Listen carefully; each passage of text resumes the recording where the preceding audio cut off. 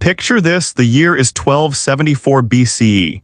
A single man stands surrounded by 50,000 enemy soldiers. His army has abandoned him, his generals have fled, death is certain. His name: Ramses II, the pharaoh who claimed to be a living god. In this moment, his divinity will either be proven or exposed as the greatest lie in human history. What happens next will haunt Egypt for 3,000 years. But here's what nobody tells you. This moment of divine survival won't save Egypt, it will doom it. Because the lie Ramses tells after this battle becomes the poison that slowly kills the world's first superpower. And 3,000 years later, when a French emperor named Napoleon stands face to face with Ramses' mummified corpse in a dusty tomb, he'll whisper the truth that Egypt spent millennia denying. You wanted to be immortal. Look what immortality actually cost you. This is the story of Egypt's pharaohs. 5,000 years of power, pride, and the most spectacular self-destruction in human history. All in the next 8 minutes. But before we get to Ramses and his fatal mistake, we need to go back. Way back. 7,000 years ago, Egypt didn't exist. The word pharaoh hadn't been invented. Pyramids were still 2,000 years in the future. The Nile was just a river, not a kingdom. And here's the kicker. Egypt wasn't even the first civilization. That honor goes to Mesopotamia, modern-day Iraq.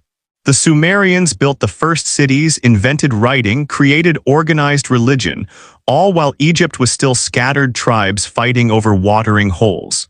The Sumerians had a 1,000-year head start. They should have ruled the world. So why are we talking about Egyptian pharaohs and not Sumerian kings? Because the Sumerians made one catastrophic geographical mistake. They built their cities around the Tigris and Euphrates rivers, rivers that flooded unpredictably, violently, destructively. But the Nile flooded like clockwork, every single year, same time, same amount, turning the desert into the most fertile farmland on earth. And this is where our story really begins, not with gods or pyramids, but with one strategic advantage that would birth the world's first superpower. Around 3100 BCE, a warlord named Narmer had a brilliant realization that changed human history forever. He looked at the Nile and thought, this river is only 10 miles wide. Beyond that is pure death, desert for thousands of miles. Every Egyptian must live within this narrow strip. They have nowhere to run. If I control the river, I control everything.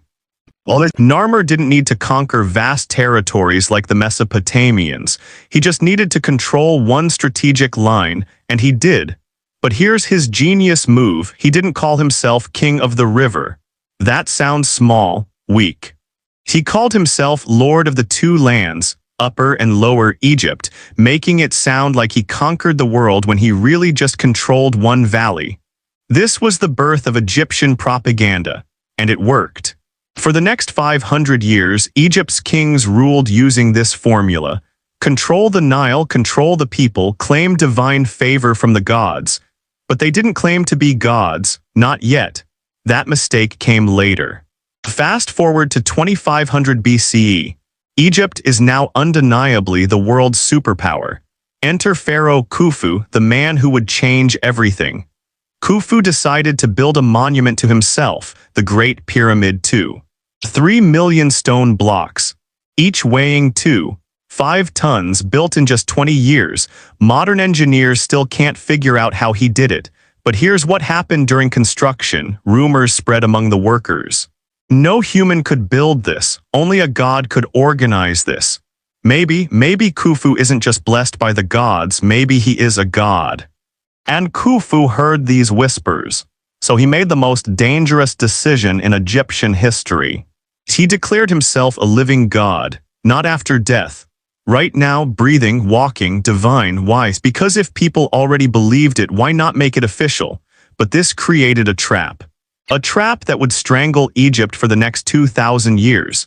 See, once you claim divinity, you must keep proving it. Every generation, every pharaoh. Khufu's son built a slightly smaller pyramid, his grandson even smaller. Not because they were less ambitious, because Egypt was going broke. The pyramid obsession was draining the civilization, but they couldn't stop, because stopping meant admitting the divinity was fake. Each generation of pharaohs was imprisoned by the lies of their ancestors. Jump forward to 1650 BCE. Egypt is divided, weak, broke, and then came the ultimate humiliation. Foreign invaders called the Hyksos conquered Egypt using a terrifying new technology, the war chariot. For 100 years, these foreigners ruled Egypt. The divine pharaohs were refugees in their own land. Think about that. The people who claimed to be living gods, conquered by humans with better technology. The lie was cracking, but then came. He did something radical. Instead of relying on divine power, he copied the enemy. Built chariots, trained armies, used strategy over mythology. In 1550 BCE, Ahmose didn't just defeat the Hyksos, he chased them all the way to Palestine and created Egypt's first empire beyond the Nile. This was the birth of Egypt's warrior pharaohs. And the greatest of them all was coming. Which brings us back to our opening, Ramses II surrounded by 50,000 Hittite soldiers at the Battle of Kadesh. His army was ambushed. His generals fled, he was alone. By all logic, Ramses should have died that day. But somehow through luck, chaos, or a desperate final charge, Ramses escaped. His scattered army regrouped. The battle ended in a stalemate. And here's where Ramses made his fatal choice. Instead of admitting the battle was a disaster, he turned it into the greatest propaganda victory in history. He covered every temple wall in Egypt